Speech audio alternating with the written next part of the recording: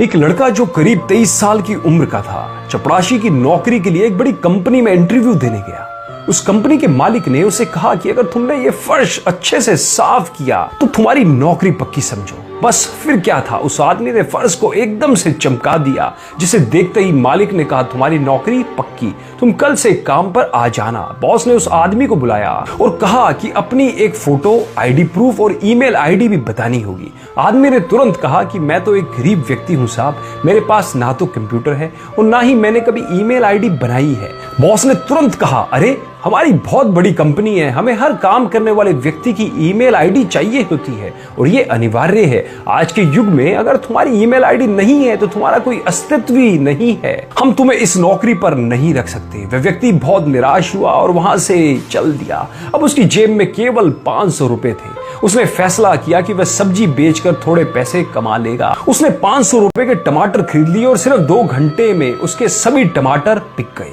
उसने फिर से 500 रुपए के टमाटर खरीदे और वो फिर बिक गए। इस तरह उसने दिन में 3 बार 500 रुपए के टमाटर खरीदे और बेच डाले। दिन के अंत में उसे काफी मुनाफा हो गया। घर आकर उस व्यक्ति ने सोचा कि अगर मैं इसी तरह सब्जी बेचता रहूं तो काफी मुनाफा कमा लूंगा। उसने 6 महीने तक यही काम किया। काफी रुपए इकट्ठे हो गए तो उसने सब्जी की एक रेहड़ी खरीद ली।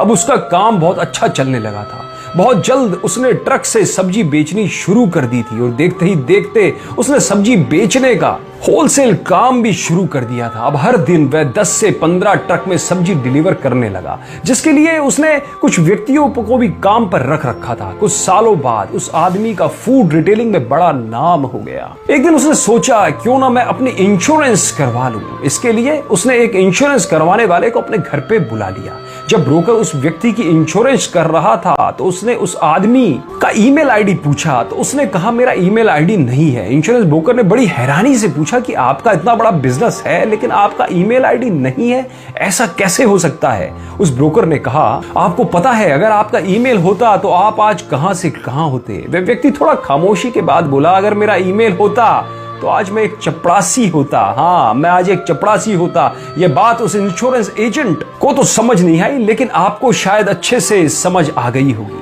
अगर आज आपके साथ कुछ अच्छा नहीं हो रहा है तो निराश मत होइए। जिंदगी में आगे चलकर कई नए रास्ते खुलेंगे, कई मौके मिलेंगे। इसलिए हमेशा कोशिश करते रहिए और मात्र एक हार के बाद धैर्य मत खोइए। क्या पता कामयाबी शायद आपकी अगली कोशिश की प्रतीक्षा कर रही हो।